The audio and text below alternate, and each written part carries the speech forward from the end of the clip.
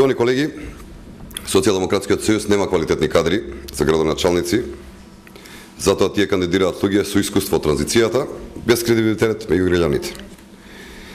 Тие безмалку ги понуди истите луѓе поради кои што редовно Социјалдемократскиот сојуз е поразуван на изборите. Па така за кандидат за градоначалник на општината Крушево, Социјалдемократскиот сојуз го понуди Ташали Јуца, човек кој што веќе еднаш ги загуби изборите за градоначалник од 2009 година и за кој што крушевчани веќе се одлучија дека не е добар избор, односно дека не е кадар кој што може да управува со Крушево. Истинската причина зошто Ташали Јуца нема кредибилитет е неговото лично учество во приватизацијата на Црвенковски, процес кој во суштина му донесе убедливо највеќе штета на Крушево. Па така, Ташали Јуца како директор на трговското предпријатие Универзал Крушево директно учествувал во приватизацијата и стечајот на оваа фирма, при што без работа стана 70 работници, тоа се 70 семејства кои што останаа без екзистенција поради менаџирањето на Јуца. Згора на тоа, Ташали Јуца после оваа приватизација станува собственик на 2 продавници и голем магазински простор. Ташали Јуца во периодот од 2005 до 2009 година, кога со Крушево управуваше Социјалдемократскиот сојуз, беше и директор на јавното предпријатие Комуна Крушево. За време на раководењето со ова предпријатие не беше реализиран ниту еден единствен проект, а долговите на предпријатието енормно пораснаа.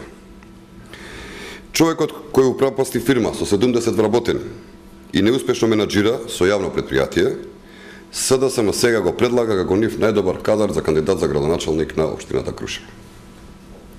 Факт е дека Ташали Јуца е успешен само за себе лично и за својот бизнис, а не за граѓаните на Крушево. Човек кој што е постојано на раководни функции, а ништо добро не е донел на општината досега. Социјалдемократскиот сојуз и Јуца во меморијата на крушевчани се синоним за транзицијата и за назадувањето. На Крушево му треба брз развој, а не стагнација. За градоначалници поранешни што имаме на СДСМ, како Виктор Цвитковски во Куманово, Буздарски во Нисина и така натаму, примиле пари дека вие ги плаќате за да се кандидирате и дека се дел од ваше смисленици. Тоа не било го кажано глупост со која што пробуваат да си создадат повторно алиби за поразот кој што ги очекува на изборите. Системот на плаќање и потплаќање во Република Македонија за жал го донесо некои транзицијски политичари во 90-тите години. Тоа не се правило на игра на ВМРО да помине. Доколку има такви сознанија, ги повикуваме колегите од Социјалдемократскиот сојуз да се упатат до релевантните институции. Дали ваша стратегија е да ги ситните гласови консенсус? Стратегијата на ВМРО ДПМН, барем во изминативе години, е со своите проекти, со својата реализација да покаже колку вреди пред граѓаните. Ние даваме отчет пред граѓаните и тие се тие кои што одлучуваат на следните избори. Воопшто не се плашиме од ваква опозиција.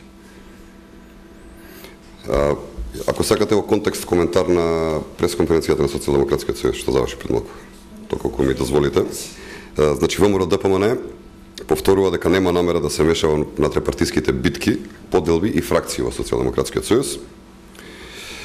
Второ, во време кога се случуваше аферата Телеком, на власт беше Социјалдемократскиот сојуз, Бранко Црвенковски беше председател, Радмила Шекеринска беше подпредседател, а кандидатот нивни сегашен за градоначалник на Скопје Јани Махрадули беше координатор на пратеничката група на Социјалдемократскиот сојуз.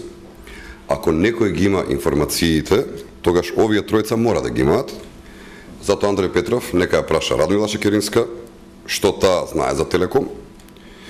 Не интересира кога утре Зоран Заев, Радмила Шекеринска, Гордан Георгиев ќе му го свртат грбот на Бранко Црвенковски, како што тоа последниот период го направија Есат Рахич, Љубомир Фрчковски, Кире Наумов, Васко Ефтов, Димитар Бузлевски, Владо Бучковски, Виктор Цветковски, Михаил Младеновски. Дали тогаш ќе му биде криво ВМРО ДПМН на Бранко Црвенковски и дали и овие луѓе ќе ги прогласи за наши членови?